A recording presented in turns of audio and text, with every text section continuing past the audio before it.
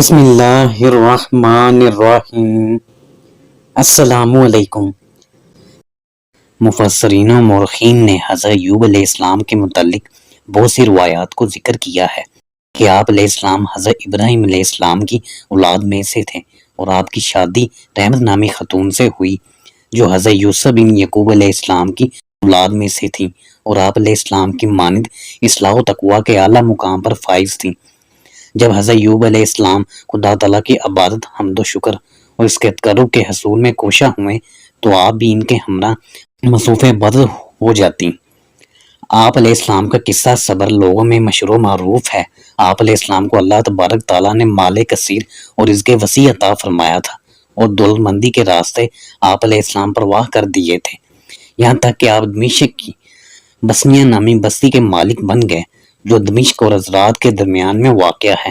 یہ سرسبز و شاداب بستی دور دراز تک پھیلے ہریالے کھیت، پھلدار باغات اور مکانات و تعمیرات سب کچھ آپ علیہ السلام کے قبضہ تصرف میں تھا۔ ان کھیتوں میں دودھنی گائے اور بکریاں چرا کرتی تھیں، گھوڑے گدھے اور کھچری زمین پر گھوما کرتے تھے اور آپ علیہ السلام کے باڑوں میں تیز رو اونٹ بیٹھے رہا کرتے تھے۔ مال و دولت کی فراوانی کے ساتھ ساتھ اللہ تبارک و تعالیٰ نے آپ علیہ السلام کو ایک اور نعمت یعنی اولاد کثیر سے بھی نوازا تھا۔ الغرض آپ علیہ السلام کو ہر دنیاوی نعمت و راحت اور ہر وہ سامان عیش حاصل تھا جس کی کوئی بھی شخص تمنا کر سکتا ہے۔ حضرت ایوب علیہ السلام دنیاوی نعمتوں اور زندگی کی راحت و خوشحالی میں منہمک ہو کر اپنے مال و منال اور اپنی اولاد ہی میں مشغول تھے اور دیگر لوگوں کو یکسر نظر انداز کیے ہوئے تھے۔ نہیں، ہرگز آپ علیہ السلام کو مال سے محبت نہیں تھی، اس لیے آپ علیہ السلام اپنی ذات پر اور اہل و عیال پر بھی دل کھول کر خرچ کرتے تھے، لیکن آپ علیہ السلام کا مال آپ علیہ السلام کی ذات سے پہلے آپ علیہ السلام کے قریب رہنے والے لوگوں کے لیے ہوتا تھا۔ آپ علیہ السلام اپنے قریبی لوگوں کی زکوٰۃ، عطیات اور حبات سے مدد فرماتے رہتے۔ آپ علیہ السلام اپنے گھر والوں سے پہلے اپنے خدمتگاروں اور غلاموں کا خیال رکھتے تھے۔ آپ علیہ السلام کے ہر خادم کے پاس بیوی، مکان اور بقدر ضرورت سامان ہوتا تھا اور آپ علیہ السلام کے ہر غلام کے پاس وافر مال کا ایک ذخیرہ ہوتا تھا۔ آپ علیہ السلام کو معلوم ہو جاتا کہ کسی جگہ کوئی بھوکا کھانے کا طلبگار ہے تو آپ علیہ السلام خود کھانا تناول نہیں فرماتے تھے۔ آپ علیہ السلام کی زبان ہر وقت اللہ تعالیٰ کے ذکر اور حمد و تسبیح میں مشغول رہتی اور آپ علیہ السلام کا دل ہر وقت اللہ تعالیٰ کے فکر میں مشغول رہتا۔ لوگ جب بھی حضرت ایوب علیہ السلام کے بارے میں بات کرتے، آپ علیہ السلام کی تعریف میں رطب اللسان ہو جاتے اور ان کے دل آپ علیہ السلام کی محبت اور اخلاص سے معمور ہو جاتے کہ ملائکہ بھی آپ علیہ السلام کا ذکر خیر کیا کرتے تھے۔ آپ علیہ السلام کی اس تعریف سے ابلیس بہت جلتا تھا، کیونکہ ابلیس نے تو قسم کھائی ہوئی ہے کہ وہ تمام لوگوں کو ضرور گمراہ کرے گا، کیونکہ اسی انسان کے سبب اللہ تبارک تعالیٰ نے اسے جنت سے نکالا تھا۔ جنت سے نکلتے وقت ابلیس نے کہا تھا، اے میرے رب، تو نے مجھے آدم علیہ السلام کے سبب بہکا کر خود سے دور کیا تھا، میں اولاد آدم کے لیے اس سرزمین کو ضرور مزین کر دوں گا اور ان تمام کو بہکاؤں گا، لیکن ساتھ ہی کہنے لگا بجز ان بندوں کے جو ان میں منتخب کیے گئے ہیں۔ حضرت ایوب علیہ السلام بھی اللہ تعالیٰ کے مخلص بندے تھے۔ آپ علیہ السلام کی بیماری کے امتحان کا قصہ بہت مشہور ہے۔ قصہ کچھ اس طرح ہے کہ ایک بار فرشتے مخلوق خدا بندی کی عبادات کے متعلق بات کر رہے تھے۔ ایک فرشتہ کہنے لگا، اس وقت روئے زمین پر حضرت ایوب علیہ السلام سے بہتر کوئی نہیں ہے۔ آپ علیہ السلام سب سے قوی ایمان والے، سب سے بڑے عابد اور شکر گزار اور سب سے زیادہ مناجات میں مشغول ہونے والے ہیں۔ شیطان نے جب یہ سنا تو اسے بہت ناگوار گزرا۔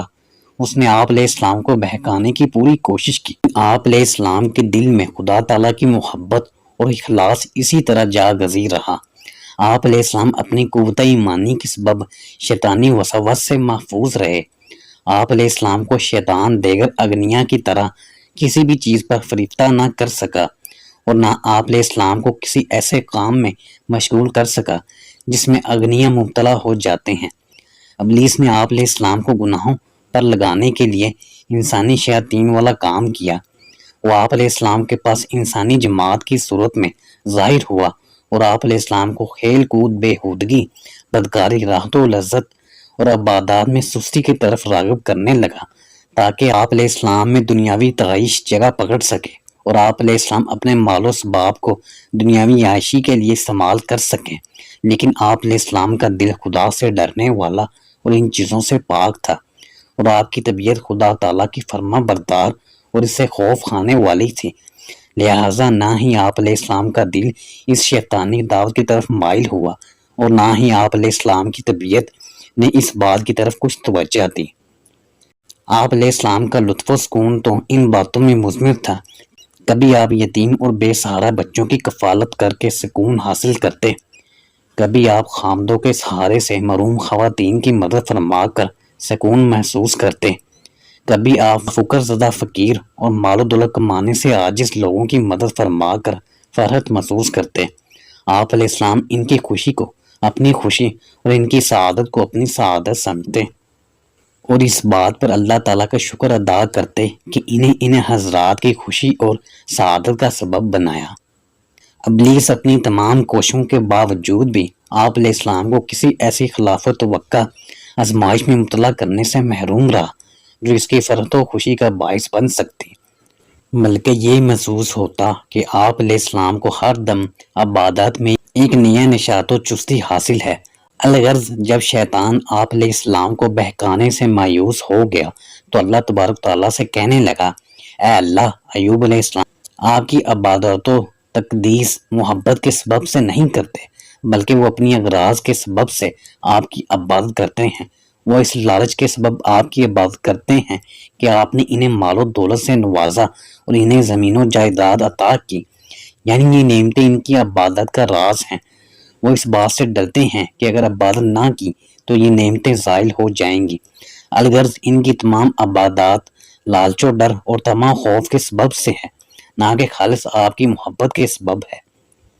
روایت میں مذکور ہے کہ اللہ تبارک تعالیٰ نے ابلیس سے کہا، بے شک ایوب علیہ السلام خالص ایمان والا مومن بندہ ہے، وہ تو ایمان کی قندیل اور صبر کی عالی نظیر ہے، میں نے اس کے مال اور زمین کو تیرے لیے مباح کر دیا، تو جو چاہتا ہے کر گزر، پھر اس کا انجام دیکھ لینا۔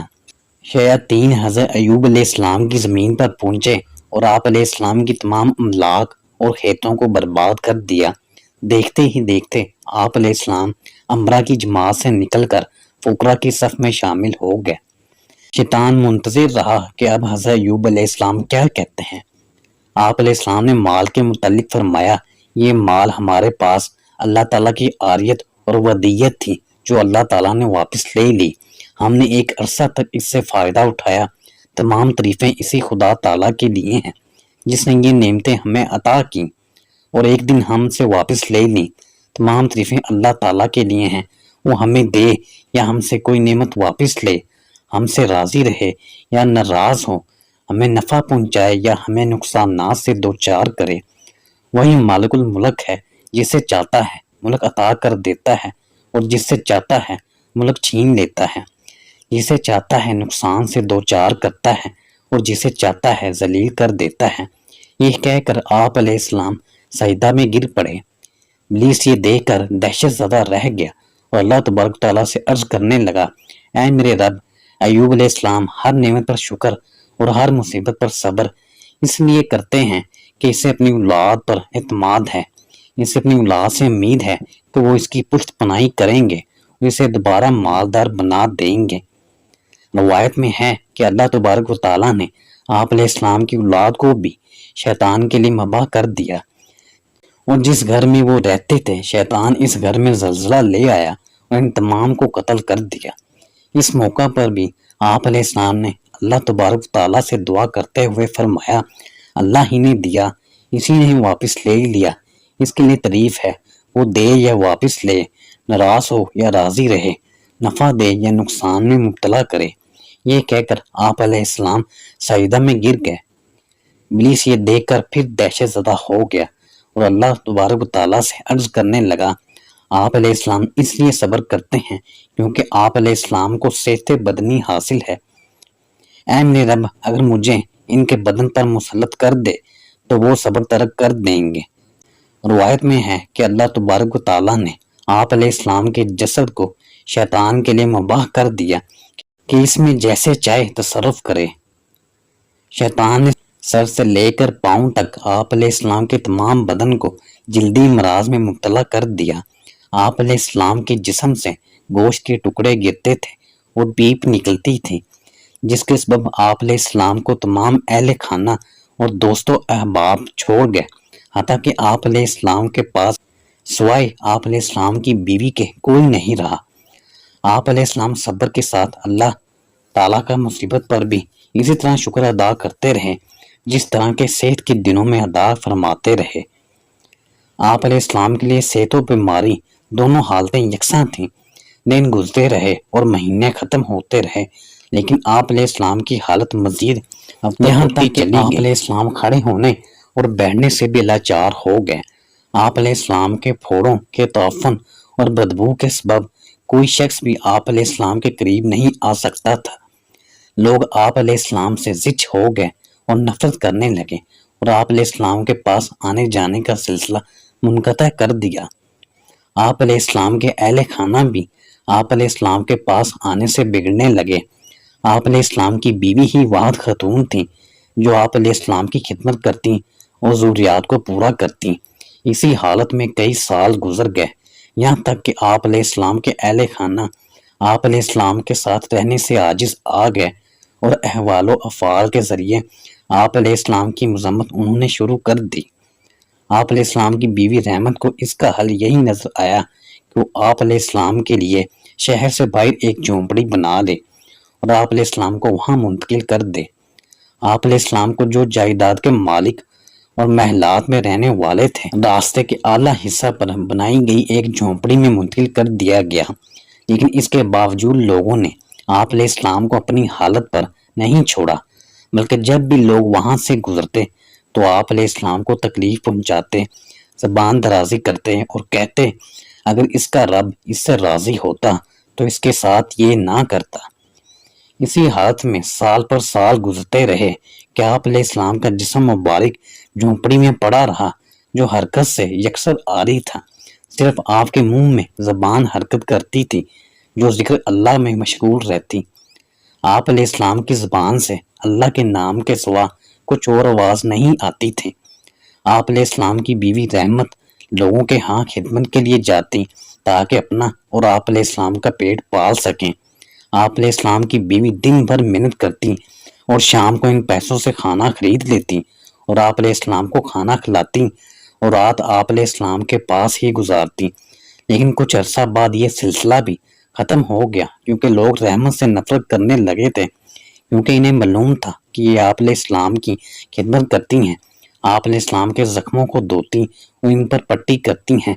लिहाजा लोगों ने इनकी खिदमत पर नाराज़गी का इजहार किया और इन्हें खिदमत से मुअत्तल कर दिया।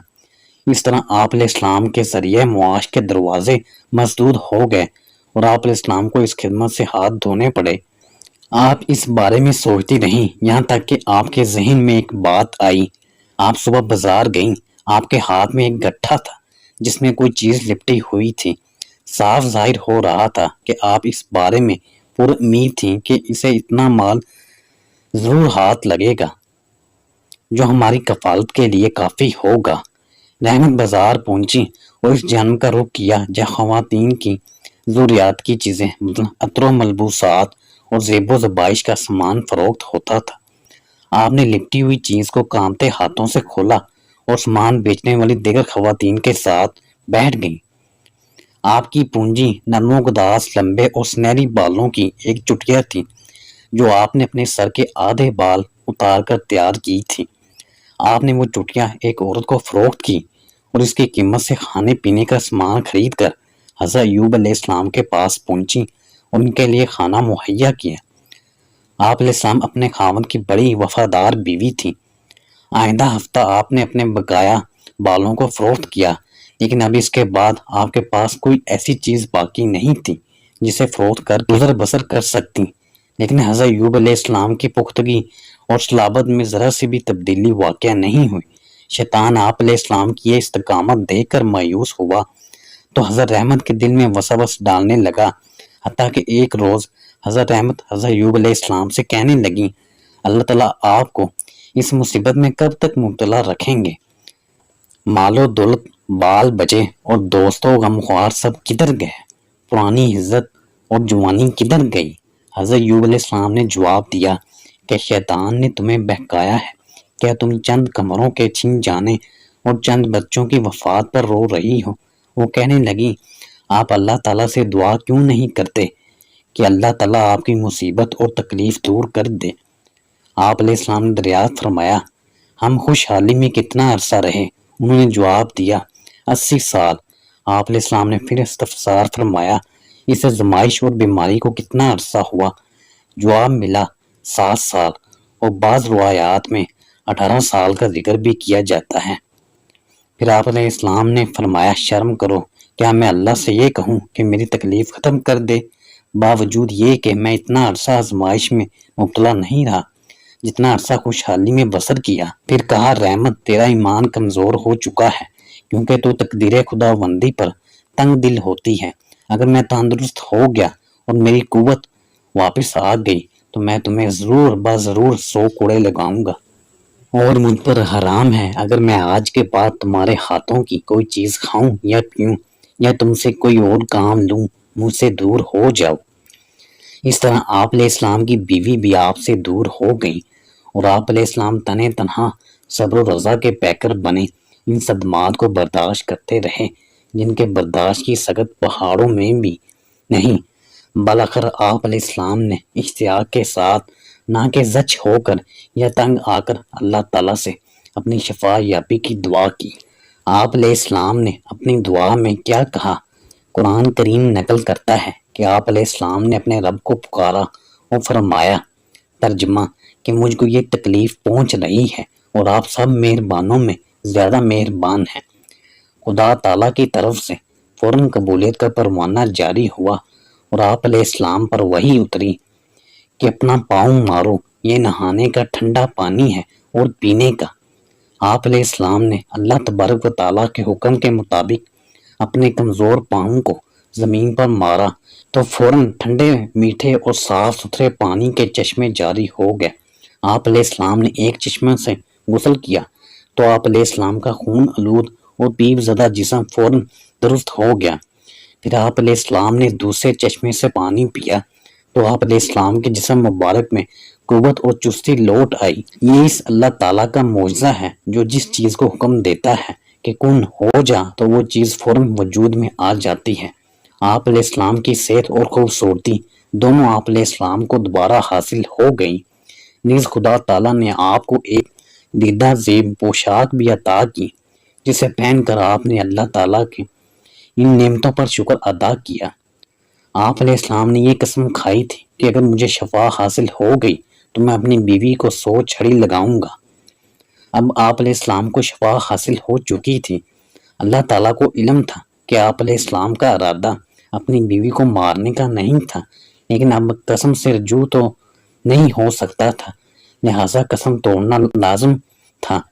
تو اللہ تعالیٰ نے حکم دیا کہ ریحان کی لکڑیوں کا ایک گٹھا اکٹھا کرو جس کی تعداد 100 ہو، جو کہ چھوٹی چھوٹی اور نرم سی ہوتی ہیں، اور اپنی بیوی کو وہ گٹھا ایک بار مارو تو تم اپنی قسم سے بری ہو جاؤ گے۔ اللہ تعالیٰ اپنے صابر بندے حضرت ایوب علیہ السلام پر بڑے رحیم تھے۔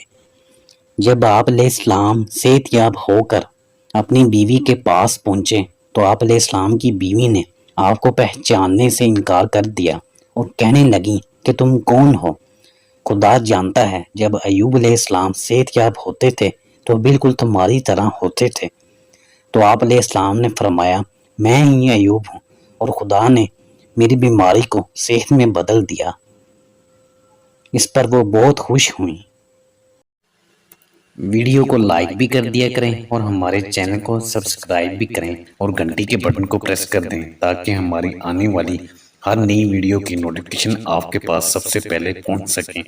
شکریہ، اللہ حافظ۔